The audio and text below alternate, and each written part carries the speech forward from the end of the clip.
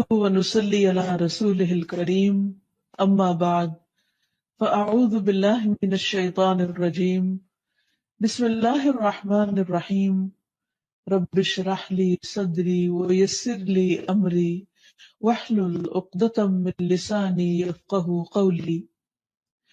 آج ہم انشاءاللہ اللہ سبحانہ وتعالی کے نام المنان پر بات کریں گے۔ المنان، بہت زیادہ احسان کرنے والا، بے انتہا احسان کرنے والا، جس کے احسانات کی کوئی حد و انتہا ہی نہیں۔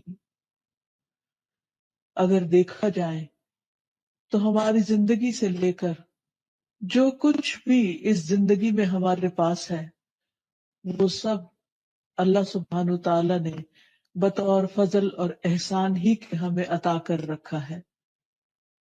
اس میں سے کوئی بھی چیز ایسی نہیں کہ جو ہم نے اپنی کسی محنت اور مشقت سے حاصل کی ہو، اور اگر ہم نے کسی کام میں کوئی محنت بھی کی تو اس محنت کی توفیق دینے والا، ہمیں وہ طاقت دینے والا، وہ عقل اور سمجھ دینے والا بھی دراصل اللہ سبحانہ و تعالیٰ ہی ہے۔ تو آئیے دیکھتے ہیں کہ اللہ سبحانہ و تعالیٰ کے اس نام سے متعلق ہمیں قرآن و سنت میں کیا رہنمائی ملتی ہے۔ سب سے پہلی بات تو یہ کہ اللہ تعالیٰ کا یہ نام اس میں اعظم بھی شمار کیا جاتا ہے، یعنی ایسا نام کہ جس کے ساتھ اگر دعا کی جائے تو دعا قبول ہوتی ہے۔ اللہ سبحانہ وتعالیٰ کا یہ نام قرآن مجید میں تو نہیں آتا، لیکن حدیث سے ہمیں پتہ چلتا ہے، جس کو حضرت انس نے روایت کیا ہے کہ ایک شخص نبی صلی اللہ علیہ وسلم کے قریب نماز پڑھ رہا تھا۔ جب وہ نماز سے فارغ ہوا تو اس نے دعا مانگی، اللہم انی اسألک بأن لک الحمد لا الہ الا انت المنان بدیع السماوات والارض یا ذا الجلال والاکرام یا حی یا قیوم، جس کا معنی ہے، اے اللہ میں تجھ سے سوال کرتا ہوں اس لیے کہ ساری تعریف تیرے ہی لیے ہے، تیرے سوا اور کوئی معبود نہیں، اور تو بہت زیادہ احسان کرنے والا ہے۔ یعنی اس نے اللہ سبحانہ تعالیٰ کے اس نام کے ساتھ اللہ کو پکارا، المنان، اور آسمانوں اور زمین کو پیدا کرنے والا ہے، اے جلال اور اکرام والے، اے زندہ اور قائم رہنے والے۔ یہ سن کر نبی صلی اللہ علیہ وسلم نے فرمایا کہ اس نے اللہ تعالیٰ کے اس عظیم نام کے ساتھ دعا کی ہے کہ جب اس کے حوالے سے دعا مانگی جائے تو وہ دعا قبول کی جاتی ہے، کوئی سوال کیا جائے تو وہ عطا کیا جاتا ہے، یعنی جو کچھ انسان مانگتا ہے اس کو ملتا ہے۔ اگر ہم اپنے چاروں طرف غور کریں تو جتنی بھی نعمتیں ہمیں نظر آتی ہیں وہ دراصل سب کی سب اللہ سبحانہ و تعالیٰ کا ہم سب پر احسان ہے۔ ان میں سب سے پہلی نعمت زندگی کی نعمت ہے۔ قرآن مجید میں اللہ تعالیٰ فرماتے ہیں، وَهُوَ الَّذِي أَحْيَاكُمْ ثُمَّ يُمِيتُكُمْ ثُمَّ يُحْيِيكُمْ إِنَّ الْإِنسَانَ لَكَفُورٌ، وہی تو ہے جس نے تمہیں زندگی دی، پھر تمہیں موت دے گا، پھر تمہیں زندہ کرے گا، بے شک انسان یقیناً بہت ناشکرا ہے۔ یعنی اللہ تعالیٰ نے اس کو زندگی دی اور وہ زندگی دینے والے ہی کا شکر ادا نہیں کرتا، اسی کا وفادار نہیں بنتا، اسی کا اطاعت گزار نہیں بنتا۔ پھر اس کے بعد جسم کی شکل میں جو نعمت ہمیں ملی، سارے کے سارے اعضاء، ان میں سے ایک چھوٹے سے چھوٹے بال سے لے کر ایک بڑی سے بڑی ہڈی تک، سب کچھ اللہ ہی کا دیا ہوا ہے۔ اگر ان میں سے کوئی ایک چیز اللہ تعالی نہ بنائے ہمارے لیے تو ہم خود اس کو بنانے والے نہیں، اور دنیا بھر بھی مل کر اس جیسی کوئی چیز بنا نہیں سکتا۔ مصنوعی اعضاء لگائے جاتے ہیں، مصنوعی دانت لگائے جاتے ہیں، لیکن اصل اور نقل کا کوئی مقابلہ نہیں۔ جہاں تک آنکھ، کان اور دل کی نعمت کا تعلق ہے تو اسے خاص طور پر قرآن مجید میں منشن کیا گیا ہے۔ فرمایا، قُلْ هُوَ الَّذِي أَنشَأَكُمْ وَجَعَلَ لَكُمُ السَّمْعَ وَالْأَبْصَارَ وَالْأَفْئِدَةَ قَلِيلًا مَا تَشْكُرُونَ، آپ ان سے کہیے کہ اللہ ہی ہے جس نے تمہیں پیدا کیا اور تمہارے کان، آنکھیں اور دل بنائے مگر تم کم ہی شکر ادا کرتے ہو۔ اسی طرح جسمانی صحت عطا کرنے والا بھی اللہ تعالیٰ ہی ہے۔ نبی صلی اللہ علیہ وسلم فرماتے ہیں کہ دو نعمتیں ایسی ہیں کہ جن کے بارے میں بہت سے لوگ دھوکے میں ہیں اور خسارے میں ہیں۔ ان میں سے ایک صحت اور دوسری فراغت، کہ انسان ان نعمتوں سے، اللہ تعالیٰ کے ان احسانات سے صحیح فائدہ نہیں اٹھاتا۔ پھر اسی طرح اللہ تعالیٰ نے ہمیں رہنے کے لیے گھر دیے اور ان گھروں کو باعث سکون بنایا۔ ہم دیکھتے ہیں کہ جانوروں کے پاس بھی گھر ہوتے ہیں، لیکن کہاں ان کے گھر اور کہاں انسانوں کے گھر۔ یہ اللہ سبحانہ وتعالیٰ کا کتنا بڑا احسان ہے کہ اس نے انسان کے لیے ایک خاندان بنایا اور پھر اس خاندان کو اکٹھا مل کر رہنے کے لیے جگہ عطا کی، سفر میں بھی اور حضر میں بھی کیسے کیسے بہترین انتظامات فرمائے۔ ارشاد باری تعالیٰ ہے واللہ جعل لکم من بیوتکم سکنا وجعل لکم من جلود الانعام بیوتا تستخفونها یوم ظعنکم ویوم اقامتکم ومن اصوافها واوبارها واشعارها اثاثا ومتاعا الی حین۔ اللہ نے تمہارے لیے تمہارے گھروں کو جائے سکون بنایا اور چوپایوں کی کھالوں سے تمہارے لیے ایسے گھر یعنی خیمے بنائے جنہیں تم نقل مکانی اور قیام دونوں حالتوں میں ہلکا پاتے ہو، یعنی ہلکے پھلکے گھر ہیں تمہارے، اور ان کی اون، پشم اور بالوں سے تمہارے لیے گھر کا سامان اور کچھ مدت کے لیے معیشت کا ذریعہ بنایا۔ یعنی اللہ تعالیٰ نے جانوروں کے ذریعے تم پر بے شمار احسانات کیے کہ ان کا گوشت بھی کھاتے ہو، ان کا دودھ بھی پیتے ہو، اور ان کی ہڈیوں کو بھی استعمال کرتے ہو، اور ان کی کھالوں کو بھی، اور ان کے بالوں کو بھی، اور اون کو، ان ساری چیزوں کو تم اپنی ضروریات زندگی میں استعمال کرتے ہو۔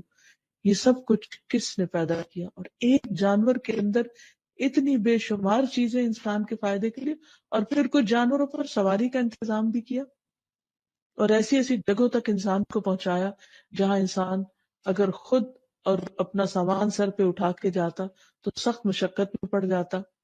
اسی لیے سواریوں کا بطور خاص ذکر کرتے ہوئے اللہ کا شکر ادا کرنے کو کہا گیا۔ وَالَّذِي خَلَقَ الْأَزْوَاجَ كُلَّهَا وَجَعَلَ لَكُم مِّنَ الْفُلْكِ وَالْأَنْعَامِ مَا تَرْكَبُونَ لِتَسْتَوُوا عَلَى ظُهُورِهِ ثُمَّ تَذْكُرُوا نِعْمَةَ رَبِّكُمْ إِذَا اسْتَوَيْتُمْ عَلَيْهِ وَتَقُولُوا سُبْحَانَ الَّذِي سَخَّرَ لَنَا هَذَا وَمَا كُنَّا لَهُ مُقْرِنِينَ وَإِنَّا إِلَى رَبِّنَا لَمُنْقَلِبُونَ۔ اور جس نے تمام مخلوق کے جوڑے بنائے، نیز تمہارے لیے کشتیاں اور چوپائے بنائے جن پر تم سوار ہوتے ہو تاکہ تم ان کی پشت پر جم کر بیٹھ سکو، پھر جب اس پر ٹھیک طرح بیٹھ جاؤ تو اپنے پروردگار کا احسان یاد کرو اور کہو پاک ہے وہ ذات جس نے ہمارے لیے اسے مطیع کر دیا اور ہم اسے قابو میں نہ لا سکتے تھے۔ بلا شبہ ہم اپنے پروردگار کی طرف لوٹنے والے ہیں۔ یعنی انسان جب ان جانوروں پر بیٹھے اور سواری کرے تو خصوصاً اللہ تعالیٰ کا شکر ادا کرے۔ پھر اسی طرح سمندر میں اس نے کشتیاں چلائیں تاکہ وہاں بھی انسان اپنے دنیا کے کام کاج کے لیے ایک علاقے سے دوسرے علاقے تک بسہولت سفر کر سکے، اور اس پر بیٹھ کر بھی دعا سکھائی کہ سبحان الذی سخر لنا ھذا وما كنا له مقرنین وانا الی ربنا لمنقلبون۔ تو حقیقت یہ ہے کہ یہ تمام چیزیں پیدا کرنے والا بھی اللہ ہے اور انسان کو عقل دینے والا بھی وہی ہے۔ یہ سراسر اس کا احسان ہی تو ہے۔ پھر اسی طرح زندگی کو باقی رکھنے کے لیے، قائم رکھنے کے لیے کھانے پینے کے انتظامات فرمائے، حلال رزق عطا فرمایا۔ فرمایا فَكُلُوا مِمَّا رَزَقَكُمُ اللَّهُ حَلَالًا طَيِّبًا وَاشْكُرُوا نِعْمَةَ اللَّهِ إِن كُنتُمْ إِيَّاهُ تَعْبُدُونَ۔ بس اللہ نے جو تمہیں حلال اور پاکیزہ رزق دیا ہے اسے کھاؤ، اگر تم اسی کی بندگی کرنے والے ہو تو تم اللہ کی نعمت کا شکر ادا کرو۔ گویا کھانا بھی عبادت ہے اگر انسان اس کو کھانے کے بعد اللہ تعالیٰ کا شکر ادا کرتا ہے۔ یہ اللہ تعالیٰ کی کتنی بڑی رحمت ہے، کتنی بڑی عنایت ہے، اور کتنا بڑا احسان ہے کہ وہ ہمیں کھلا کر بھی خوش کرتا ہے، اور پھر اس کے بعد جب ہم شکر ادا کرتے ہیں تو نعمت میں مزید اضافہ بھی کرتا ہے۔ پھر اسی طرح آسمان اور زمین سے اس نے رزق کے دروازے کھول دیے ہیں، اور صرف کھانے پینے کی شکل میں نہیں، بے پناہ چیزیں اس نے انسان کے لیے پیدا کی کہ جن کو انسان گننا چاہے تو گن نہیں سکتا۔